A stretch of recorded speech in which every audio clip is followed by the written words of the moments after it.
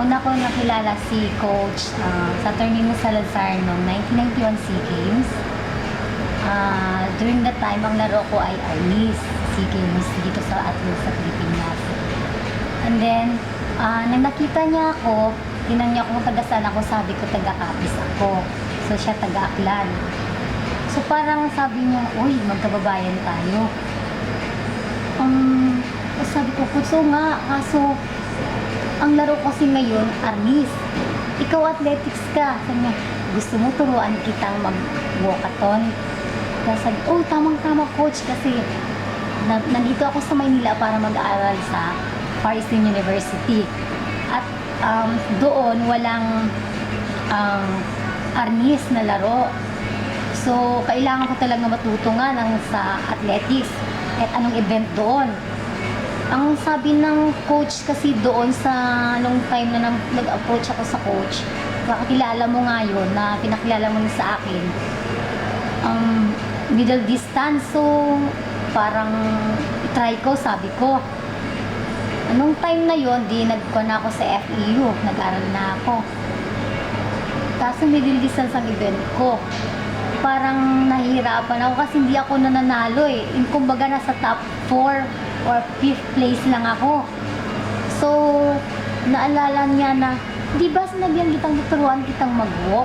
Sabi ko, oo nga coach, ito na yung time siguro na kuhan kasi parang gusto ko rin yun kasi hindi ako nananalo sa middle distance eh. O nga, tama yan kasi may endurance ka na. So, tuturuan kita scientific na pagturo. Sabi, kaya ko ba yun, coach? Hindi, sabi ni coach, kaya mo yan. Kaya nga ng iba eh. Tapos pinakilala niya sa akin yung mga ibang mga nakasama niya sa walk nga. Sabi niya, ito si ate mo, nasa pulis. Oo, sabi ko, ba? Okay pala coach pwede pala rin akong mag-improve talaga sa race walk. Sabi niya, sige, tuturuan kita. Yun talagang tinuruan niya ako ng step by step. So, nag-start kami sa mga drills. And then, yung kung anong proper na kung sa walk, yung basta skills kung paano mag-kung sa race walking. And then, hanggang sa nanalo na ako. So, nung nanalo na ako, grabe talaga yung paghirap ni coach nung tituruan niya kasi ako dahil wala talagang walang alam sa walk nga. Sabi ko, salamat coach kasi ang laki ng tulong nito sa akin. Habang nag-aaral ako, kumbaga nakakapunta ako sa ibang bansa ng dahil sa walk kasi sa tulong nga niya, kung hindi dahil sa tulong mo coach, siguro wala talaga sa middle distance, hindi man ako nananalo talaga doon. So, bali ang nangyari nun, may mga hindi lang akong natulungan niya talaga na nag-aaral sa FEU, na nakapag-aaral ng libre, ika nga, mayroon pa. Sasabihin ko yung agay nung isa naming pinasok sa Adamson, si Janice, na wala talagang alam, galing province yun. Siya Janice Alimorin na teacher na sa ngayon. Nang dahil sa tulong ni coach, naging teacher siya dahil kung hindi siya tinulungan ni coach na mag-enroll sa Adamson, at the same time kasi kilala ni coach yung coach doon sa Adamson, wala talagang alam-alam sa sports yun, as in walang-wala. So dahil din sa akin, syempre tinulungan namin yun. Saan siya ngayon? Nang dahil sa tulong ni coach, naging teacher na siya ngayon. Nagtuturo sa school, tsaka teacher's board passer pa siya. At hindi lang yun, kagaya si na Michael Imbuedo, si Ruel Ano, nasa ngayon na sa Air Force na rin. O kung hindi dahil sa walk, hindi mo mapapasok yun doon dahil naging, kumbaga yun ang first step na nakapasok sila dun sa Air Force dahil nga sa event nila na race walking or walkathon sa atin sa Pilipinas. Yun ang mga tinulungan pa ni coach. Maliban pa kay Ruel Ano, Michael Imbuedo, Joel Barcoma, si Kuya Dong Alihaga. Basta sa army yun, yung isa pa, si Kuya Dong. Hindi ko maalala yung name niya kasi. Pero Alihaga ang apelyido dun. Isa din yun sa tinulungan din ni coach na nakapasok din sa army. Nang hindi dahil kay coach, hindi siya napasok. Isa siya sa nakapasok sa army na overage na. At ako rin.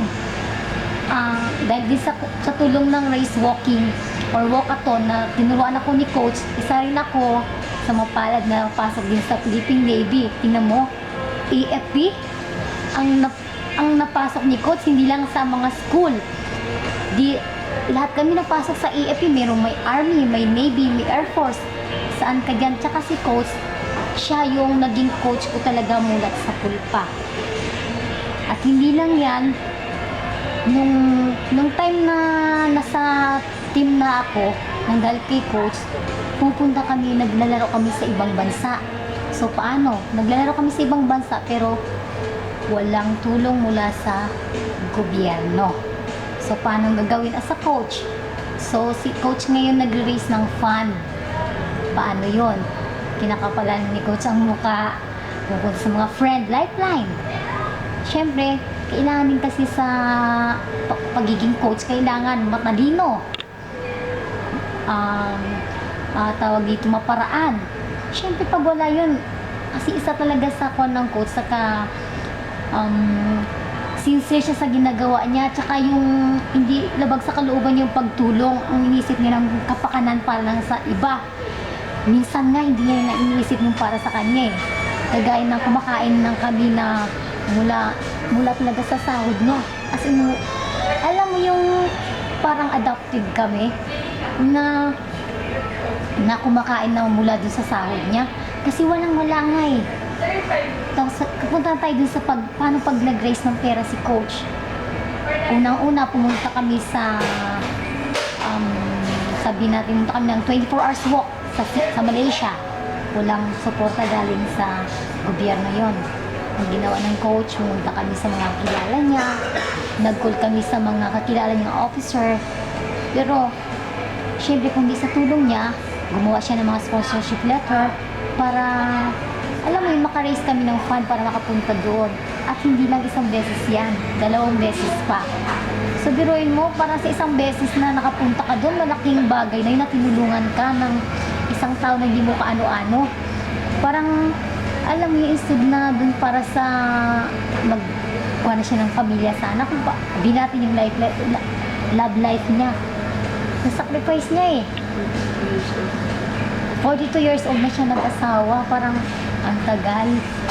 Nang dahil siguro sa mga athlete na mga tinutulungan niya muna, yun, doon na siguro yung life niya na kumbaga hindi niya na iniisip yun eh.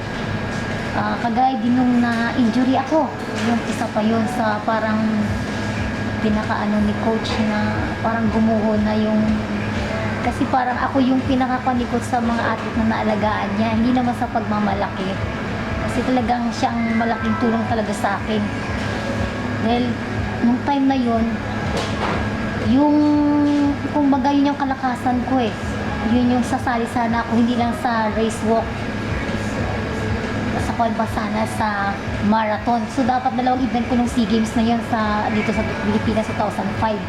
So dahil nga na-injury ng kalakasan ko nga nun. Kaso nung na-injury naman ako, nawala ng lahat.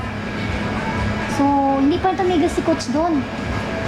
Hindi pa yung mga kasamahan ko, sumusuporta din sa akin, na tinuturuan niya rin. Kasi syempre, hindi lang naman ako ang athlete na magiging mag-compete doon sa SEA Games. So kahit doon, hindi pa rin siya nag-discourage dahil sa akin. Tsaka ako din, ini-encourage niya rin ako na huwag mawala ng pag-asa. Dahil sa motivation nga, kasi kailangan grabe yung motivation ng coach mo sa'yo. Hindi dahil kay coach siguro, huminto lang ako sa paglalaro. Pero doon nung time na yun na grabe yung encourage ni coach sa akin na huwag ako mawala ng pag-asa. Dahil habang may buhay, may pag-asa. So, pinatunayan pa rin ni coach yun, tsaka ng doktor namin, kinausap niya si coach, patunayan mo sa kanila na kahit na injury yung athlete mo, kaya pa niyang makapaglaro. So, napatunayan namin yun. Natapos ko yung 20 kilometers walk nung sa SEA Games 2005. And then, kung hindi nga sa tulong ni coach na injury ako, dahil magaling talaga si coach, hindi lang sa pagkukoach, kumbaga minamassage pa niya kayong mga athlete niya. Kasi parang kahit na hindi siya therapist, pero parang mas magaling pa siya talaga sa therapist eh. Kasi hindi lang naman akong patunay, marami ibang athlete. Kagaya na Cristabel Marquez, national team din sa marathon dati. Sina Joan Banayag, isa yan si coach na ang tumulong sa kanila na injury sila na para makarecover sila. So, hindi lang talaga akong natulungan ni coach. Yung sa doon, talagang masasabi ko na si coach, isa sa pwede talaga siyang, pwede, hindi lang pwede na isang Cobra Pinoy Hero para sa akin. At hindi lang sa akin, para sa mga kasamahan ko na mga atleta na tinutulungan niya. Hindi lang noon hanggang ngayon. Hindi pa rin natatapos yung tulong niya sa akin. Hindi na. Sobra na. Ano ba? Ayan.